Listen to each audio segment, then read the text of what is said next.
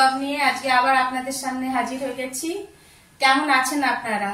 নিশ্চয়ই খুব ভালো আছেন, আমিও ভালো আছি। তো আজকে হলো সানডে, উইকের একটা স্পেশাল দিন। স্পেশাল এই জন্য কারণ কি প্রতি সপ্তাহে লোকের অন্য দিনগুলোতে স্কুল কলেজ অফিসের একটা তাড়াহুড়ো থাকে, কিন্তু সানডেটা একটুখানি লেজি ডে বা আস্তে আস্তে কাজ করার দিন। আর সানডে মানেই তো বাঙালির বাড়িতে চিকেন মাটন ডে। কিন্তু যেহেতু এটা শ্রাবণ মাস আর আমরা এখানে ছত্তিশগড়ে থাকি, এখানকার বেশিরভাগই, যতটা আমার আইডিয়া আছে, এখানকার বেশিরভাগ লোকেরাই শ্রাবণ মাসটাতে ননভেজ খায় না। আর যে কারণের জন্য না ভালো মাছ মাংস ডিম অতটা পাওয়া যায় না। পেঁয়াজ রসুন খায় কিন্তু মাছ মাংস ডিমটা খায় না। কিন্তু ভেজ দিয়েও তো তাহলে আজকের দিনটাকে স্পেশাল বানাতে হবে। তাই চলুন দেখি।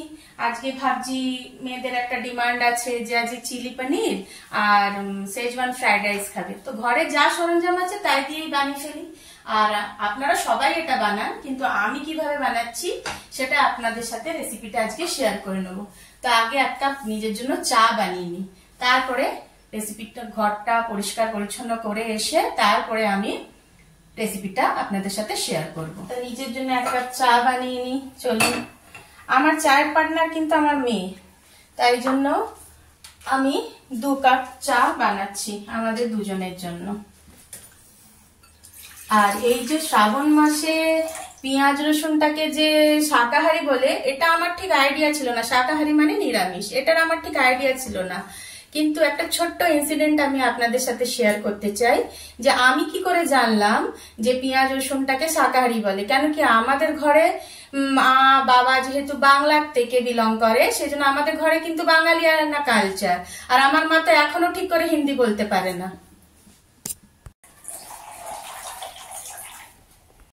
আমি যে আপনাদেরকে একটা শব্দ বললাম না, শাকাহারি, তো শাকাহারি মানে হচ্ছে নিরামিষ। আর আমি এই ঘটনাটা একটা ছোট্ট ইনসিডেন্ট আপনাদের সাথে শেয়ার করছি, তাহলে বুঝতে পারবেন যে আমি এটা কেন বললাম। আমার হাজবেন্ডের পোস্টিং ছিল রায়পুর, তখন আমার হাজবেন্ড ওখানে পোস্টেড। আর আমাদের ওখানে না পাড়াতে পিকনিক হতো শীতকালে। তো মাসটা ছিল ডিসেম্বর। এবার ডিসেম্বর মাসে যখন পিকনিক হতো, তো এবার ওখানে আমি একমাত্র বাঙালি ছিলাম, বাকি সব অন্য ধরনের কালচারের লোক ওখানে থাকতো। তো একবার কি হলো, ওরা যে পিকনিকে রান্না বান্না হলো সেগুলো যেহেতু ওখানে বাঙালি নেই, সেই জন্য ওখানে ওরা কি করলো, সব ভেজ রান্না করলো। কিন্তু ভেজ রান্নার মধ্যেও আপনার পেঁয়াজ রসুন, প্রতিটা রান্নাতে পেঁয়াজ রসুন ইউজ করলো। তো এবার কি করলো, আমাদের সামনে একজন মারাঠি থাকতেন, উনি পেশায় টিচার। তো ওই ভাবি কি করলো, যা যা পিকনিকে রান্না হয়েছে যথারীতি একটা থালার মধ্যে পুরো সাজিয়ে, তখন আমার ঘরের পাশেই না একটা বট গাছের নিচে ছোট্ট একটা মন্দির ছিল, সেই মন্দিরটার মধ্যে ভগবানকে নিবেদন করলো। তখন আমি ওই ভাবিকে জিজ্ঞেস করলাম যে ভাবি, ये सारे खाने में तो प्याज लहसुन डाला है, फिर आप कैसे इसको भगवान को निवेदन कर रहे हैं? তখন আমাকে ওই ভাবিটা বললো যে देखिए हम लोग सिर्फ अंडा मटन मछली इसको ही नॉनवेज में काउंट करते हैं, लेकिन प्याज लहसुन को नॉनवेज नहीं मानते हैं। যথারীতি এই কথাটা ওখান থেকে আমি জানলাম। আবার যখন বিলাসপুরে এসে এখানে ঘর বানালাম, আমাদের সামনে একজন নন বেঙ্গলি আছে, তো ও শুক্রবার করে না ব্যবহার লক্ষ্মীর উপোস করতে, এই উপোসটা আমিও করি। এবার ওই উপোস করেছে, তখন আমি ভাবিকে জিজ্ঞেস করলাম कि भाभी आप रात में क्या खाते हो उपास में? তখন ও বললো क्यों, जो दाल चावल सब्जी दिन का बना रहता है वही रात में खाते हैं। তখন আমি বললাম আপনি তো दाल चावल सब्जी এগুলো बिना प्याज लहसुन বানান না।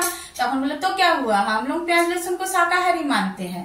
प्याज आप लोगों के जैसे जैसे नॉनवेज हम लोग नहीं खाते हैं ना, तो हम लोग मटन मछली अंडा को नॉनवेज बोलते हैं, लेकिन प्याज और लहसुन ये प्लांट बेस्ड खाना है, इसीलिए हम इसको शाकाहारी बोलते हैं। তবে থেকে আমরা কি করলাম, জানলাম যে আচ্ছা পেঁয়াজ রসুনটা এখানকার লোকেরা নিরামিষ মনে করে, সেজন্য শ্রাবণ মাসে আমরা ননভেজ না খেলেও পেঁয়াজ রসুনটা খাই। কিন্তু যেহেতু আমি বাঙালি, আমি কিন্তু উপোস কাপাসের দিনকে পেঁয়াজ রসুন ঘরে রান্নাও করি না। আপনাদের সাথে গল্প করতে করতে আমার চাটাও হয়ে গেল। তা চলুন চাটা খেয়ে নিই। চাটা খেয়ে ঘর দুয়ার গুলো পরিষ্কার করে আজকে আমার মেয়েদের যে ডিমান্ড আছে চিলি পনির আর শেজওয়ান ফ্রাইড রাইস, তো এগুলো তো আপনারা বানান, কিন্তু আমি কিভাবে বানাই সেই রেসিপিটা আজকে আপনাদের সাথে শেয়ার করে নেব। চাটা শেষ করে নি। চায়ের পার্টনার হচ্ছে আমার মেয়ে। 2 কাপ দেখে বুঝে যাবেন। আমার মেয়ে, ছোট মেয়ে, বড় মেয়ে তো চা খায় না, ছোট মেয়ে আর আমি দুজনে চা খাই, আর ও চা খেতে ভীষণ ভালোবাসে। তাহলে চাটা খেয়ে ঘর দুয়ার পরিষ্কার করে চলুন, তাহলে আজকে রেসিপিটা বানিয়ে নিই। আদা, রসুন, কাঁচা লঙ্কা, যেহেতু চিলি সস দেবো সেই জন্য কাঁচা লঙ্কার পরিমাণটা আমি এইরকম রাখলাম, আর আমি 4 জনের আন্দাজে বানাচ্ছি সেই জন্য আদা আর রসুনটা এতটা মাত্রা নিলাম, আপনারা নিজেদের হিসাব করে নেবেন। এটাকে আমি পেস্ট করব। আর যেসব ইনগ্রেডিয়েন্টস গুলো লাগবে চিলি পনির বানাবার জন্য আমার ঘরে যা ছিল তাই দিয়ে আমি বানিয়ে নিচ্ছি। এখানে ক্যাপসিকাম কুচি, পেঁয়াজ কুচি। আচ্ছা, ক্যাপসিকাম আর পেঁয়াজটাকে 4 ফালা করে কেটে তারপরে ডাইস করে কেটে নেবেন। আর এখানে আছে red chilli sauce, soya sauce, cornflour, ওই যে আদা রসুন দেখালাম ওই আদা রসুনের পেস্ট, আর এটা গ্রিন চিলি সস। এবার আমি পনিরটাকে ম্যারিনেট করব। আমি এখানে 300 গ্রাম মতো পনির নিয়েছি। এবার পনিরটাকে আমি ম্যারিনেট করে নেব। এবার কিভাবে আমি ম্যারিনেট করছি চলুন দেখাই ওটা।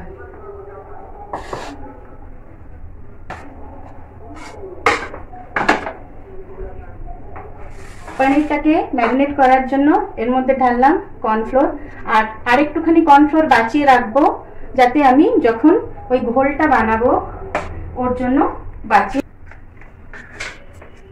ম্যারিনেট করার জন্য আমি কর্নফ্লোর দেওয়ার পরে একটুখানি নুন দিলাম। নুনটা আপনারা নিজেদের স্বাদ অনুসারে দেবেন, কেন কি পুরো রান্নাটার মধ্যে সোয়া সস পড়বে, তাতে অনেক নুন থাকে, তারপরে তাহলে বেশি হয়ে যাবে। একটু নুন দিলাম। এবার এই আদা রসুন বাটাটা দিলাম, এটা আপনারা নিজের হিসাবে দেবেন। আমি এখানে 1.5 চামচ মতো দিলাম।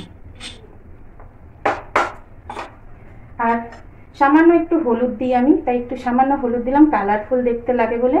আর একটুখানি লাল লঙ্কার গুঁড়ো দিলাম। এই সব দিয়ে আগে আমি পনিরটাকে ভালো করে মেখে নেব। এটা একটুখানি পাতলা করেই করি, অনেকে আবার এর মধ্যে ময়দা দেয়, কিন্তু আমি ময়দা দিই না। এর কারণ হচ্ছে আমি কোটটা হালকা করে পাতলা করে করি, কারণ আমার মেয়েরা বেশি মোটা কোট খেতে পছন্দ করেন না, এই জন্য আমি এটাকে হালকা করে কোটিং করলাম।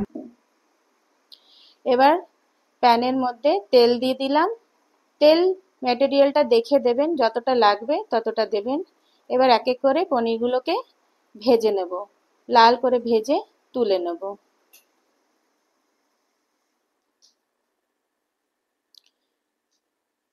পনিরগুলোকে উল্টো পাল্টা করে ভেজে দেখুন কালারটা যখন এরকম লাল হবে তখন পনিরগুলোকে তুলে নিলাম।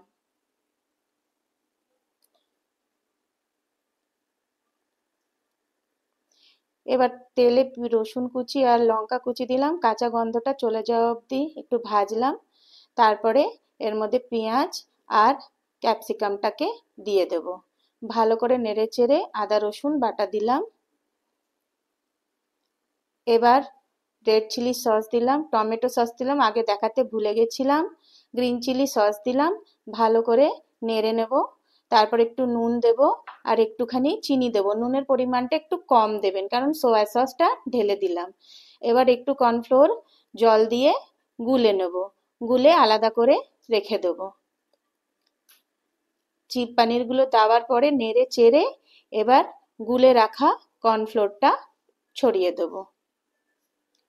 গ্রেভিটা আপনারা হিসাব করে জল দেবেন, বেশি জল দিলে পরে বেশি গ্রেভি হয়ে যাবে, আর যদি শুকনো নামাতে চান শুকনো নামাবেন। আমি এরকম টকবক করে ফুটে উঠেছে, আমি গ্রেভি মাঝারি রাখবো, বেশি শুকনো না বেশি গ্রেভি না। নামিয়ে নিলাম। দেখুন আমি গ্রেভিটা এরকম নামিয়ে নিলাম, দেখুন রংটা কত সুন্দর এসছে, লাল একটা রং এসছে। এবার আমি এটাকে শেজওয়ান রাইসের সাথে সার্ভ করে নেব। আর শেজওয়ান রাইসের রেসিপিটা পরের একটা নতুন ব্লগে আপনাদের সাথে শেয়ার করে নেব। আমার ভিডিওটা যদি আপনাদের ভালো লাগে তাহলে লাইক আর শেয়ার অবশ্যই করে দেবেন, আর নতুন বন্ধুরা আমার চ্যানেলকে সাবস্ক্রাইব করে দেবেন। আজ চলি, ভালো থাকবেন।